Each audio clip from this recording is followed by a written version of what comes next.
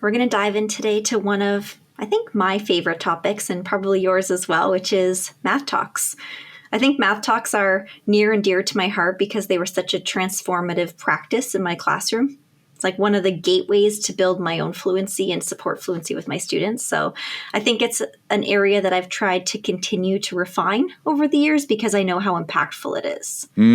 I'm super excited to dive in because actually I remember when math talks, or at least the idea of a number talk, was first introduced in my world. Now, again, doesn't mean that people weren't already doing this, but when it came into my sort of, visual or into my horizon here, my teaching horizon, I actually was very nervous to do it because I sort of was like, I don't know how to do it and I'm not sure how to do it well. And I didn't have my own epiphany in how to do it, which means that, really starting slow is not a bad idea at all. And I think today we're going to dig into sort of some of the different phases that you might consider in slowly introducing math talks into your practice so that you can eventually evolve to a point where they become fluent and flexible and just a part of what you do in your classroom culture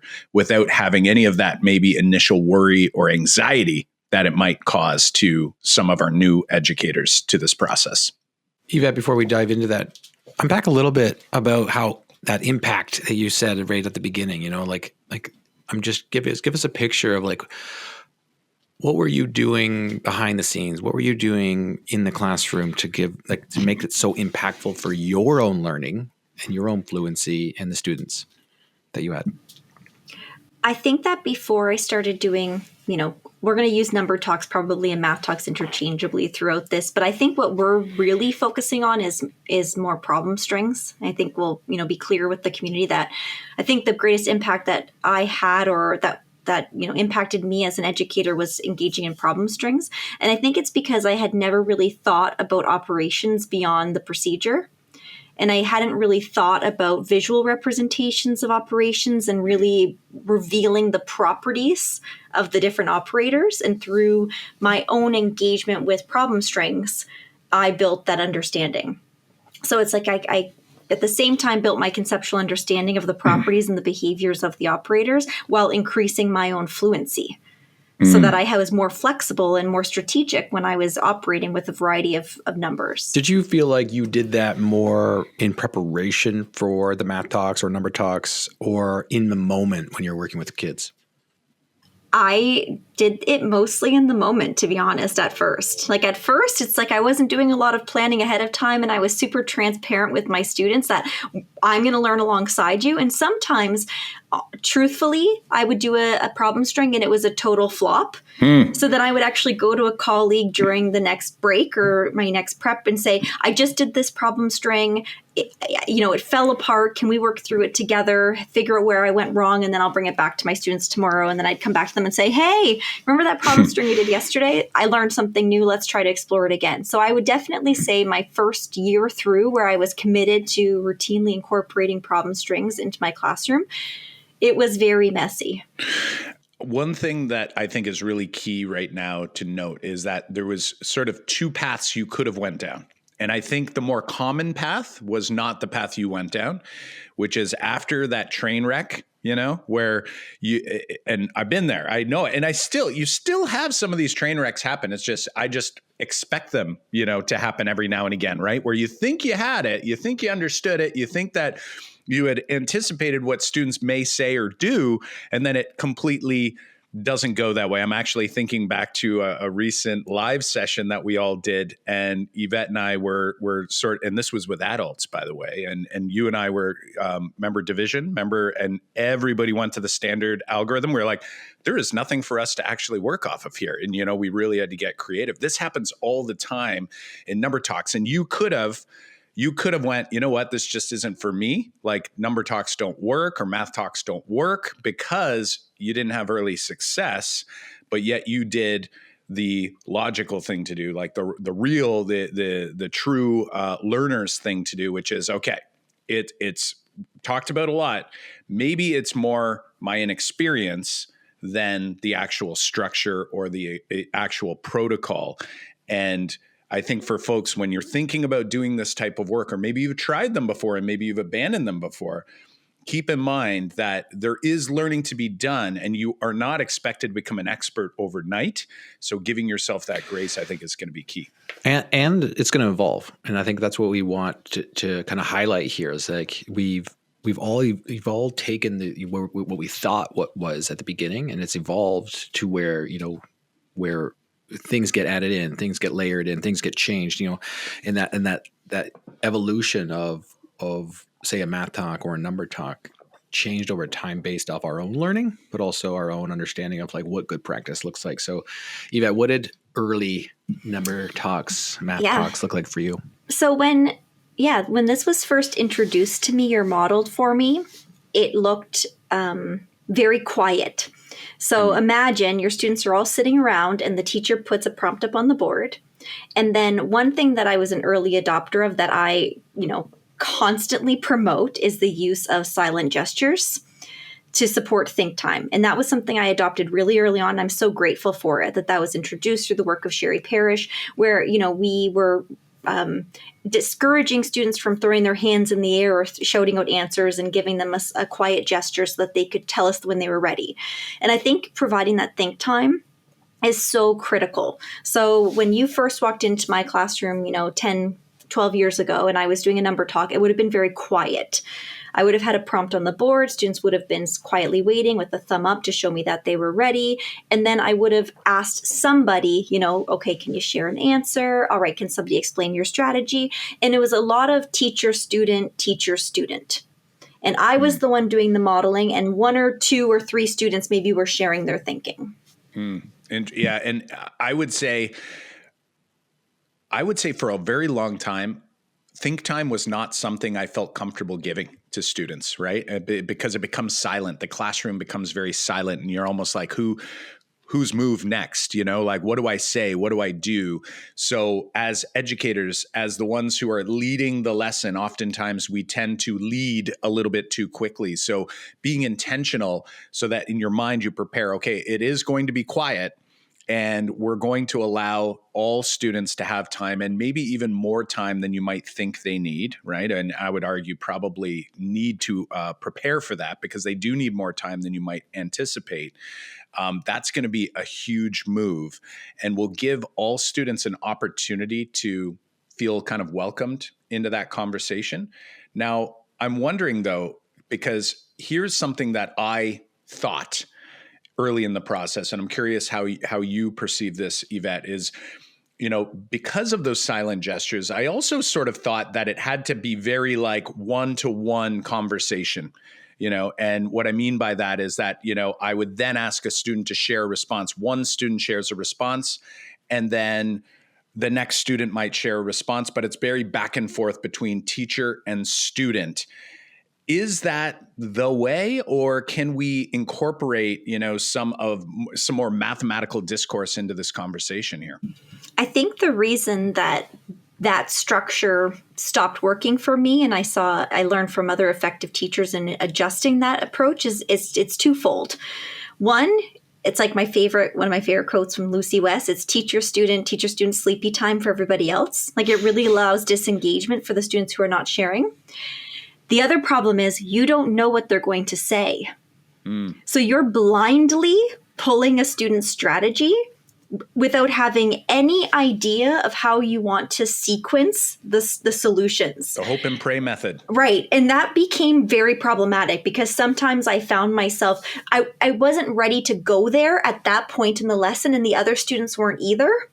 But I happened to choose somebody whose thinking was outside of the goal for that particular string.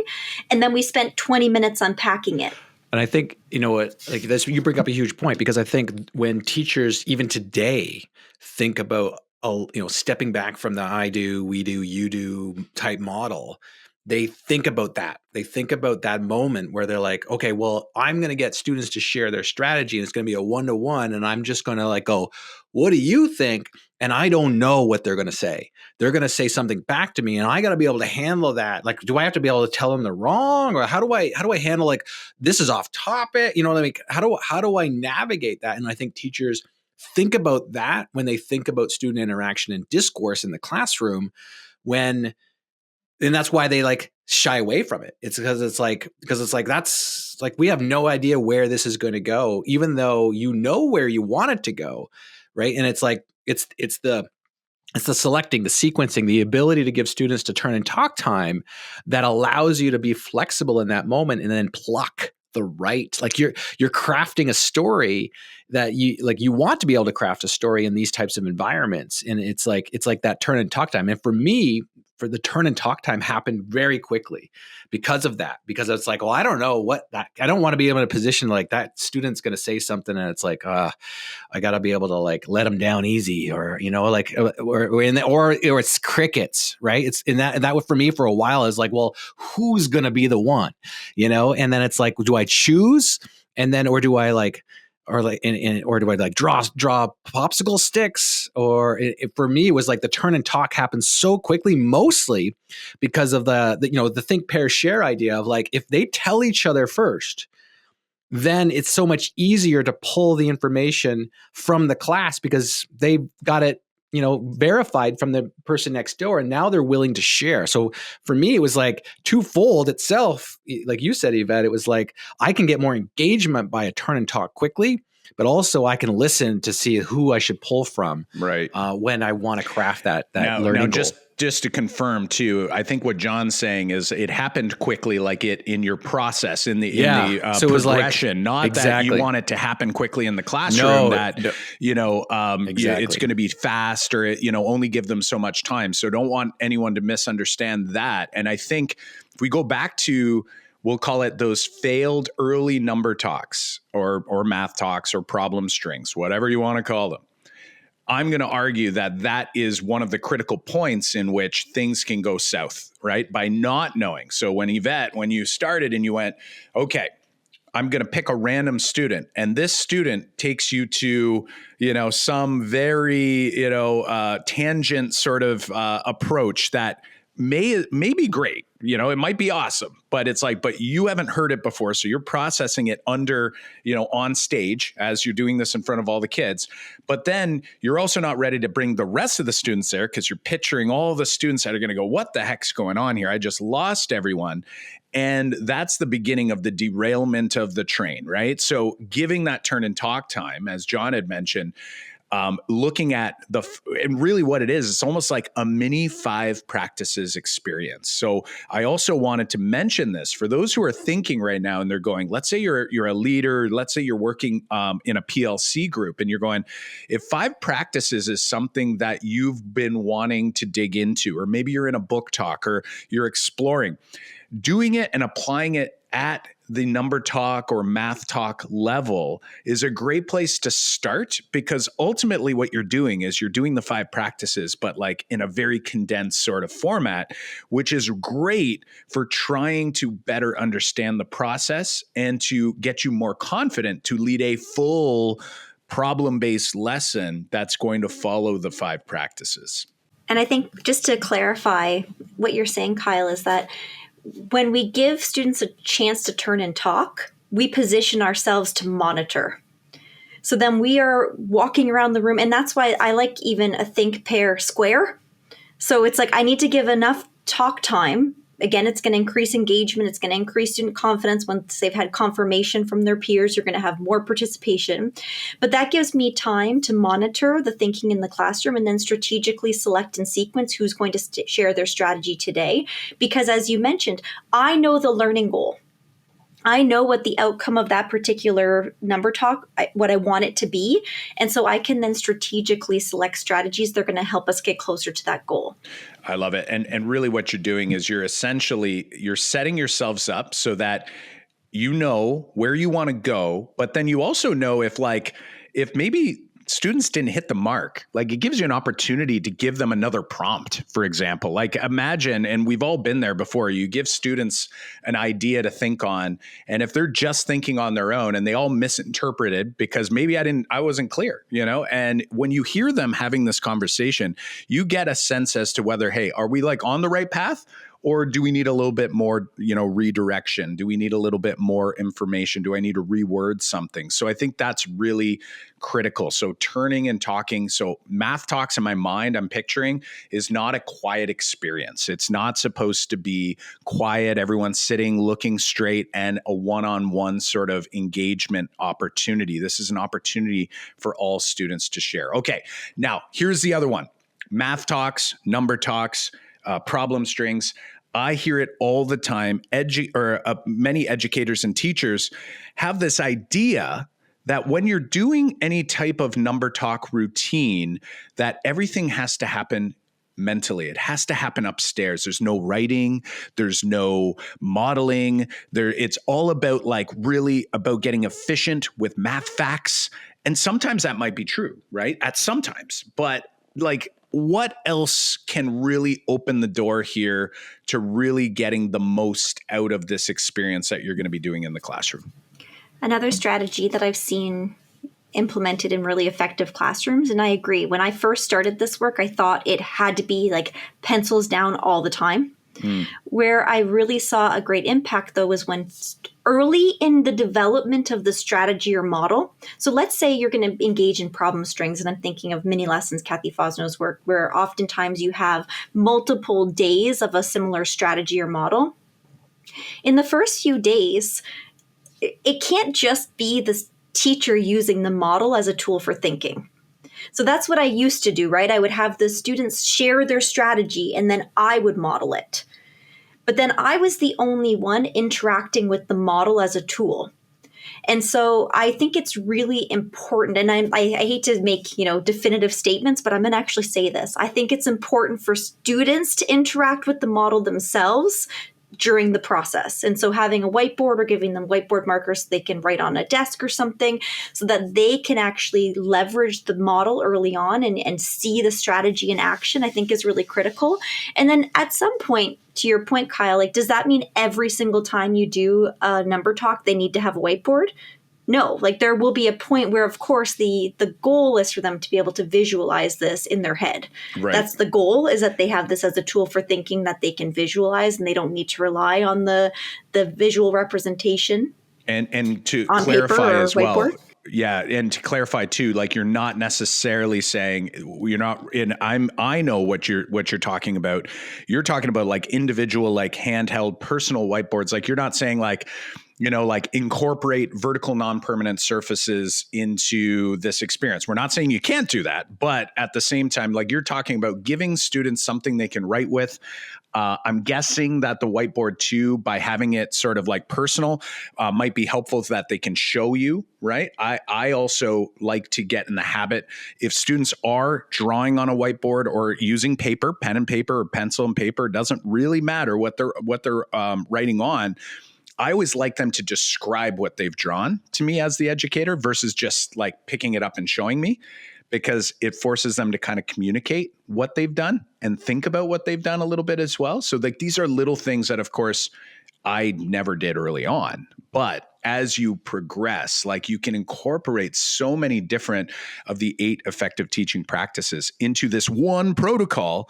And again, I want people picturing this. If I could run an effective math talk or a number talk, problem string, whatever it is you want to call it, if I can do that well, I can then start extending this idea to the rest of my teaching experiences in the classroom as well. Yeah, it's like the baby step, the gateway to I think that's that's how I remember starting is thinking about, I'm going to do warm-ups, because I was a very traditional teacher for a long time. We're going to do warm-ups, but then the warm-ups evolved. The warm-ups evolved from this to this to this, the way we're talking about, and using the tools we're talking about, using the models we've been talking about. This is something we've talked about many times here on the podcast, is that a lot of times when you you're working with a coach, or you're, say, attending a conference or listening to a podcast, and they're describing a classroom that does not sound like or look like your classroom. And a lot of times we think we have to jump from where we are to that classroom. And it's like, sometimes you get that impression that when you're working with a coach, the coach is like expecting you to make a leap from here to here. But know the fact that when we describe this procedure, this routine, we're describing that it evolved over the course of many years in trial and error and experience of stepping forward and trying this routine and adjusting and learning and what works and what doesn't work with the group you have in front of you. And at no time should you always, think that you have to jump from where you are now to this magic place that you're all of a sudden doing this the way that you're hearing about it or seeing it in live action. It's a progression that you yourself have to take, which though you won't get to take unless you do step forward in tiny bit, right? And take that kind of like, let me try this to start, but knowing that you're going to evolve is really important to kind of like let that sink in and go, it's a process, not a final destination where I just have to do it this way and that's the only way. Like that's not the way to think about this, because even today, we are still going, this is going to evolve. It's going to change. It's going to like continually grow. And we're always going to get better at say the protocols that we're trying with our students. So don't think that these routines are, this is what it looks like or this is what it looks like. It's a progression. I love it. And as I think about everything we've considered here, and we've sort of, I would say, inched up through different phases of how we might run this protocol. But in my mind, everyone listening could have a very different picture of what it looks like in the classroom. And I'll be honest and say, I used to just when I first started, I would do my problem strings where students were in the classroom, the way the classroom was set up. And it was only when I saw Yvette actually do a move that I like kind of fell in love with it. And I thought, it must be because she teaches elementary, and in Yvette, you would gather students around to try to get them close, like almost like a tight knit community. Right. And it might mean taking their chairs, and in elementary, it might mean sitting at the carpet or doing something like that. And I was in high school thinking, that's not going to work here. But the first time I worked with a remedial math class, grade 12 at a school, and this was a school with a bunch of students who traditionally were not fans of school in general or math class. And I got them to gather around, and just how different the experience was, I sort of fell in love. So Yvette, tell me and tell everyone here about other considerations that go beyond like what you're saying and doing, and more about like the actual classroom environment. Yeah. And I think this speaks to also why we need to keep our math talks short. Like, this isn't something that students should be up at the board doing for 30, 40 minutes. It's like it's intended to be a 15, 20-minute routine, and then we can pick up tomorrow. So in our classroom, we were in a middle school classroom. We actually had a carpet, which probably was very uncomfortable for our 13, 14-year-olds at first, when we were like, you're going to come and sit at the carpet. But it's like, you could come and sit at the carpet. You could stand around the circle. You could bring your chair. My only requirement was that there was no desk between you and I. And the reason for that is, like, as soon as you have physical barrier between yourself and the speaker, there's that opportunity for anonymity and to disengage. And so it's like, for these 15 minutes, you're going to come and you're going to be a part and you're going to be actively engaged. And then we're going to send you back and you're going to do, the next part of the lesson. But it was really important to me that we really came together. And that's why I also kept it brief. It didn't drag on for 30, 40 minutes. I was really mindful that you're going to come, you're going to be really engaged for the next 15 minutes. You're going to be a part of your community. You're going to show me your thinking. You're going to share with your peers. And then we're going to go back and we're going to move on to the next part of the lesson. So that's just another consideration. Bring them up, bring them close. Standing for 10, 15 minutes is not a burden. It may feel like it. And if that's obviously not accessible for the students, of course, we can accommodate and have flexible seating. But just another consideration. John, you mentioned about this idea of like that we're constantly evolving and progressing, and like I'm already ready to evolve. And like just this year, I learned something new that I didn't know before that I absolutely need to take back to the classroom, which is this idea of I've always loved problem strings. I mentioned like mini lessons resource from Kathy Fosno has been a huge influence on my content knowledge and my teaching practice. But now I've recognized that for me, I struggled with the transfer.